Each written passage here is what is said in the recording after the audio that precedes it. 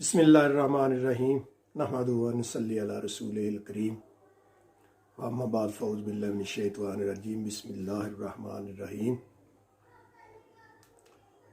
आज मैं थोड़ी सी बात करूँगा इमाम अबू हनीफ़ा की नज़र में इमाम जाफ़र सादिक़ का इल्मी मुकाम, क्योंकि जो इमाम जाफ़र सादिक़ हैं उनका इल्मी मुकाम बहुत ज़्यादा है और इमाम अबू हनीफ़ा का भी आपको पता कि बड़ा मुकाम है।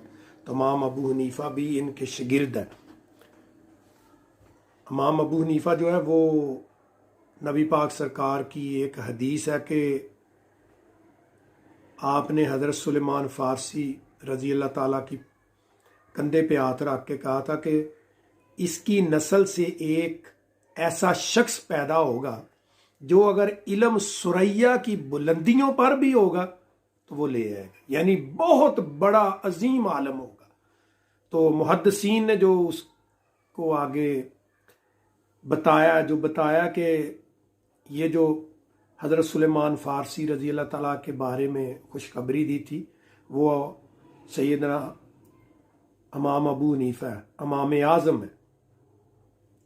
तो आपका भी बड़ा मुकाम है। बहुत सारे आलमों ने मुख्तलिफ बहस करके आखिर में जो गालिब राय है उलमा इकराम की, मुहद्दिसीन की, वो यही है कि ये जो हदीस का आगे जो मतलब था वो यहाँ ही आके पूरा होता है कि इमाम अबू हनीफ़ा जो है वही इसके मुश्ताक हैं, वही इसमें आते हैं। तो इमाम अबू हनीफ़ा का नाम नुमान बिन साबित बिन जूता बिन बरज़बान, आप फ़ारसी नस्ल थे। तो जो इनके दादा थे ना हज़रत अबू हनीफ़ा के, इमाम अबू हनीफ़ा के दादा, वो अपने बेटे को लेके सैयदना अली करमुल्ला वजह की दरबार अक़दस में दुआ के लिए लेके गए कि उनके लिए दुआ करो। तो कोई कुछ तोहफा भी फलूदा सा लेके गए। नौरोज़ वो मनाते थे फ़ारसी नस्ल में, साल के जब शुरू होता है साल तो वो मनाते थे नौरोज़। तो उन्होंने वो कुछ हदिया भी दिया, तो कहा ये नौरोज़ का। तो मौला अली ने मुस्कुराते हुए फरमाया कि हमारा तो हर रोज़ नौरोज़ होता है। यानी वो हिकमतों की बातें करते थे। उनकी वो तो बड़े लोग थे, उनकी बड़ी बड़ी हिकमत की बातें थी जो आम फहम आदमी की समझ में नहीं आ सकता। तो जब मौला अली के दरबार अक़दस में गए तो आपने दुआ फरमाई कि आप अल्लाह पाक इसकी औलाद को बरकत दे। यानी जो लेके गए हैं हज़रत नुमान बिन साबित इमाम अबू हनीफ़ा के दादा, उन्होंने इनके बाप के लिए नहीं, उन्होंने कहा कि अल्लाह इसकी औलाद को बरकत दे। तो इमाम अबू हनीफ़ा कहते हैं कि मैं जो आज इल्म की मसनद पे बैठा हूँ, जो मुझे इल्म हासिल हुआ है, ये मौला अली की दुआ है जो मेरे दादाजी लेके गए थे मेरे बाप को, ये उन्हीं की दुआ है। तो इमाम अबू हनीफ़ा का तारफ़ इस तरह का, आपने बहुत सारे जो बड़े जय्यदुल सहाबा थे, जो अहले बैत थे, यानी 17 सहाबा से आपने एहतसाब फैज़ किया है हदीस का। उसके अलावा आपने तकरीबन 11, कुछ रवायतों में आता है 17 जो है वो अहले बैत के जो नफूस मुक़द्दसा है उनसे एहतसाब फैज़ किया। फिर यानी हज़रत अबू बकर सिद्दीक़ रज़ी अल्लाह ताला की नस्ल में जो इल्म चल रहा था उससे एहतसाब किया। फिर जो उनके हज़रत उमर फ़ारूक रज़ी अल्लाह ताला की नस्ल में इल्म चल रहा था उससे भी आप फैज़याब हुए। फिर जो हज़रत उस्मान गनी रज़ी अल्लाह ताला की नस्ल में भी जो इल्म चल रहा था, जारी व सारी था, उससे भी फैज़ हासिल किया। तो मौला अली की तो आप दुआ थे, उनकी औलाद से तो उन्होंने क्या सारी कायनात इल्म के चश्मे जो है उन्हीं के दर से लेते हैं, क्योंकि सब चश्मे इल्मों के उन्हीं के दर से फूटते हैं। इल्मों के सब इल्मों के चश्मे उनके दर से फूटते हैं, बस लेने वालों में कोई कमी है। जैसे इकबाल ने फरमाया ना, हम तो माइल ब करम है कोई साइल नहीं। राह दिखलाएं किसी को, राह रवे मंजिल नहीं। इनके तो पास कोई भी जो इल्म भी पूछने गया, इन्होंने ऐसे ही बताया कि जैसे ये इस इल्म में स्पेशलिस्ट हैं। इन इनकी जो इल्मी फजीलत है, उनको आप कम अक्ल लोग जो है वो उसको नाप नहीं सकते। इनकी बहुत बुलंद फजीलत है इल्म में, और हर किस्म के इल्म में इनकी दस्तरस है। जैसे अलजबरा में कहते हैं कि मौला अली इतने फास्ट अलजबरे में थे कि कोई भी कभी कोई लेने देने का कोई हिसाब होता तो आप फौरन, कोई आता तो फौरन आप जो कैलकुलेशन करके बता देते। कोई विरासत का होता, कुछ होता।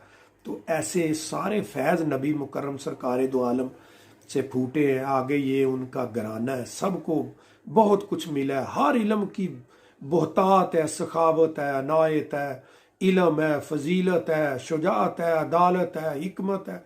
कितने इल्म हम गिन नहीं सकते जितने इल्म इनके पास है। तो इमाम अबू हनीफा ने बहुत सारा इल्म हासिल किया, लेकिन उनकी जो बात काबिल जिक्र वो ये है कि आप फरमाते अल्लाह की इज्जत की कसम कि मैंने इल्म तो बड़ा हासिल किया, लेकिन अगर मैं 2 साल इमाम जाफर सादक सलामुल्लाह अलैह की बारगाह में ना बैठा होता तो मैं तबाह हो चुका होता। नुमान बिन साबित हलाक हो चुका होता।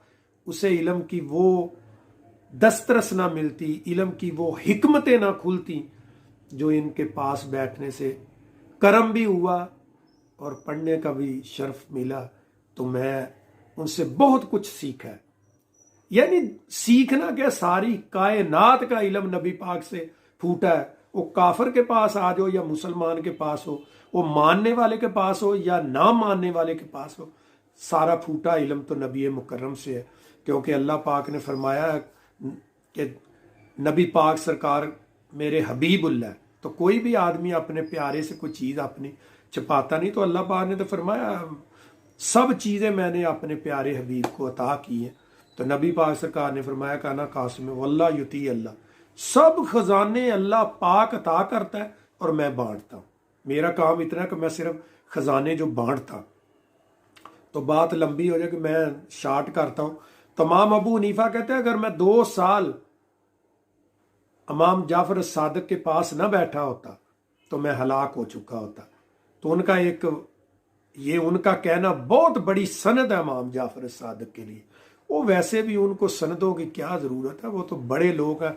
अल्लाह ने अर्शों पे उनका सब कुछ इज़्ज़त व अकराम लिख दिया।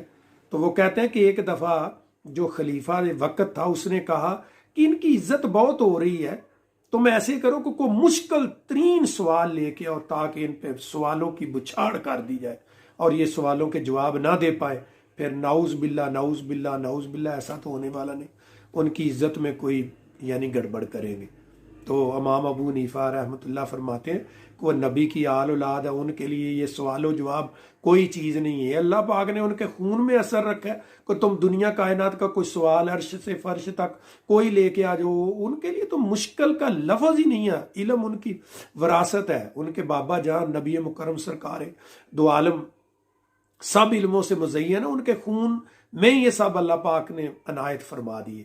तो फिर मुझे बड़ा उन्होंने कहा तो मैंने 40 सवाल मुश्किल तरीन जो कुरान और हदीस शरा फ़िका जो भी सरफ नहू बदी कलाम मनसब सरफ नहू बदी कलाम जो भी फ़लसफ़ा था कलाम था, बेशुमार अलूम है, दरसे निज़ामी बेशुमार अलूम है।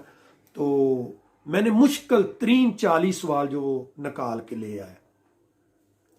तो कहते हैं कि जब दरबार में इमाम जाफर सादक को बुलाया गया तो बड़े तकरीम से बैठाया गया। तो खलीफा ने हुक्म दिया कि वो 40 सवाल करो। कहते हैं कि मैंने 40 सवाल किए तो अल्लाह की इज्जत की कसम मैं उन्होंने इस तरह फसी बलूगत से वो जो है ना बड़ी फसी और बलागत से वो सवालों के जवाब दिए कि मैंने ये ऐसे लगता था कि सारी जिंदगी इमाम जाफर सादिक सलामुल्लाह अलैह ने इन्हीं 40 सवालों की प्रैक्टिस की है। यानी इतने जामे और वसी मुझे जवाब दिए।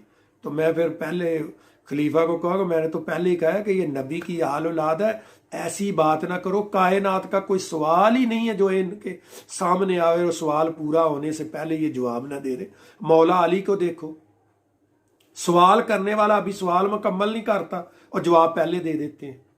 ये इनका शर्फ है और ये अली की औलाद है, नबी की औलाद है। ये अली की औलाद नबी की औलाद है। और ये नस्ब जो है नबी का, अली का, फातिमा तुज़ारा सलामुल्लाह पांचतन पाक का, ये नस्ब क़यामत को सब नस्ब टूट जाएंगे, सब दोस्त दुश्मन हो जाएंगे एक दूसरे के, इल्ला मुत्तकीन, मुत्तकी एक दूसरे के दोस्त रहेंगे। और दूसरा नबी पाक सरकार ने फरमाया सब नस्ब कट जाएंगे लेकिन मेरा और फातिमा का नस्ब कभी नहीं कटेगा। तो ये जो इमाम थे ना, ये अक्सर औकात कोई बात होती तो कहते हैं हम फातिमी हैं, अपने आप को फख्र महसूस करते कि हम फातिमा तुज़ारा की औलाद है। इसी के साथ मैं दुआ करूंगा कि इन्हीं के साथ सदके अल्लाह पाक हमारी बख्शिश करे और अल्लाह हमारे ऊपर रहम करे। अल्लाह पाक इनको और दर्जात बुलंद करे और दिन क़यामत को इनके झंडे के साये में अल्लाह हमें जगह दे और इन्हीं की दुआओं से, इन्हीं की मोहब्बतों से, इन्हीं की निगाह करम से हमारी बख्शिश हो। इसी के साथ इजाज़त चाहूँगा। व आखिर दावना अनिल हम्दुलिल्लाहि रब्बिल आलमीन। अस्सलातु वस्सलामु अला रसूलिहिल करीम व आलिहि व अस्हाबिहि व बारिक वसल्लम।